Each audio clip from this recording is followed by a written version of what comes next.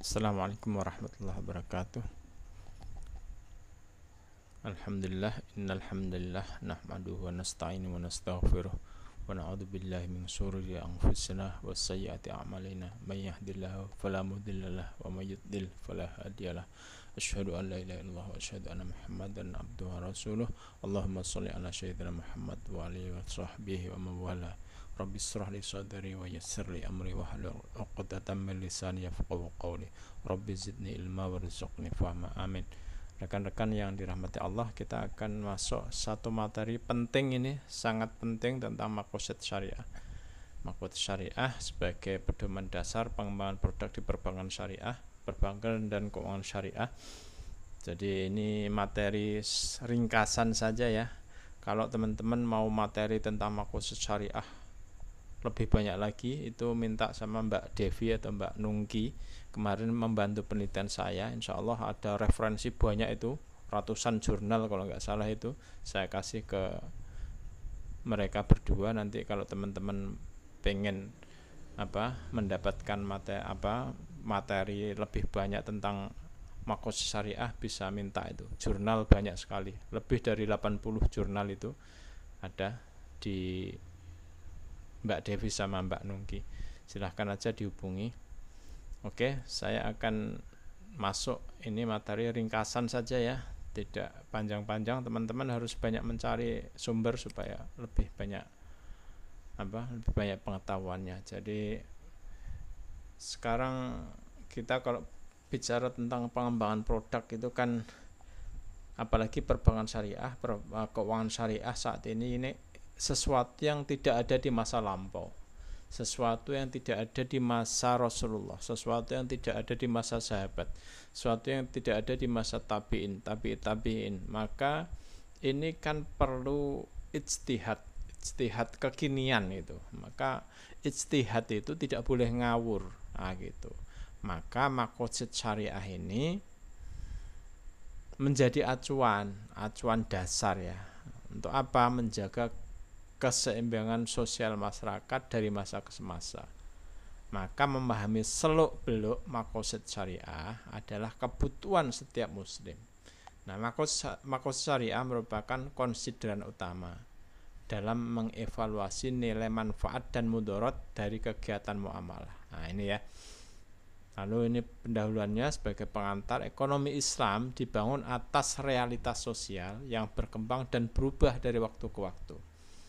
Nah, dalam bingkai maqasid syariah, makanya ini harusnya apapun perkembangan itu harus dalam bingkai maqasid syariah. Maka maqasid syariah berupaya mensinkronkan hubungan antara kandungan kehendak Tuhan, kehendak hukum Tuhan, dengan aspirasi manusiawi.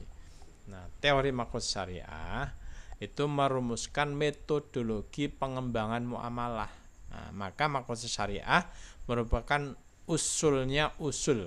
Nah, usulnya usul. Jadi usulnya usul dari Imam Shatibi untuk menyusun usul fikih sebagai sebuah metodologi. Maqasid syariah mengantarkan mujtahid menentukan standar kemaslahatan. Nah, yang diperlukan adalah standar kemaslahatan yang sesuai dengan syariah. Nah, bahkan terlebih lagi menurut At-Tufi, hanya dalam wilayah muamalah maka rasionalisasi kemaslahatan itu dapat diterapkan. Nah, ini makanya penting sekali ya maqasid syariah.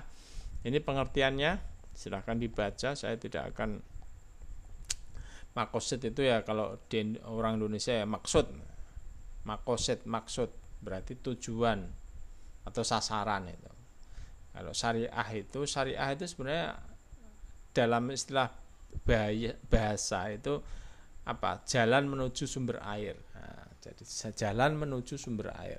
Mungkin kalau di kampung itu ada sumber air, nah itu ada jalan menuju sumber air. Itulah namanya syariah, asal katanya ya. Nah, maka jalan itu adalah jalan ke arah sumber pokok kehidupan, yaitu syariah. Inilah kira-kira. Ini silakan dibaca. Maslahah diidentifikasi dengan apa? Dengan prinsip-prinsip berikut. Prinsipal al-asal al Qaidah al-mabda', jadi sumber atau dalil hukum atau source, al-masdar ad-dalil, doktrin atau doktrin, ad-dabit, konsep atau konsep, al-fikrah, teori. Nah ini ya, makanya maslahah itu maqasid syariah itu ini ya, jadi ilmu dasar, ilmu tentang sesuatu yang sangat mendasar. Nah, para ulama mendefinisikan maslahah itu sebagai manfaat dan kebaikan yang dimaksudkan oleh syar'i bagi hamba-hambanya untuk menjaga agama, jiwa, akal, keturunan, dan harta mereka. Inilah pengertian maqasid syariah. Ini ringkasan saja ya. Nah ini silakan dibaca. Ini dalil-dalil. Jadi maka dari itu maqasid syariah adalah motivasi dari syariah yang secara epistemologi manusia dapat membuktikan berdasarkan apa? Berdasarkan maslahat yang dapat diuji secara hukum. Inilah kira-kira perumus dasar maqasid syariah itu pertama kali itu sebenarnya Al-Juwaini, lalu dilanjutkan oleh ulama-ulama setelahnya. Nah ada Ghazali ini ya, Ghazali, Satibi, dan ulama kontemporer yang sampai 1973 itu Muhammad At-Tahir Ibnu Asyur, ini dari Mesir ini kalau nggak salah ini. Jadi sampai 1973 ini baru-baru ini aja beliau. Jadi ini kontemporer, ini beliau mendalami tentang maqasid syariah ya. Oke, lalu maqasid syariah dalam produk perbankan syariah kita lihat, maka harus hati-hati ya, tidak hanya membuat produk begitu saja. Harus ditemukan ilat hukum. Ilat hukum menggali untuk apa? Menggali maslahatnya. Jadi tidak hanya nanti terjebak begini misalnya. Ini ada contoh ya. Suku bunga di Jepang itu kan hanya 2-3% per tahun. Lebih rendah dari suku bunga tabungan di Indonesia. Ini suku bunga kredit ya di Jepang itu hanya 2% saja setahun. Nah, kalau kita terjebak di sini, maka kita akan menganggap bahwa itu bukan riba. Karena apa? Di Indonesia suku bunga itu bisa 10-12% gitu. Karena ngono pakai bunga aja di Jepang kan itu. Nah, maka yang seperti ini kita harus cari ilatnya atau alasannya. Sama dengan ini misalnya.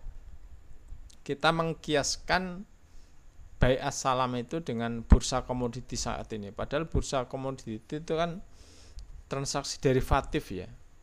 Itu ribanya lebih besar. Nah ini, maka kita harus cari ilatnya. Oke, itu aja. Teman-teman silahkan mencari sumber lain. Silahkan tanya Mbak Devi sama Mbak Nungki. Sumber apa? Bahan-bahannya insya Allah banyak di mereka berdua ya. Sekian dari saya. Billahi taufik. Assalamualaikum warahmatullahi wabarakatuh.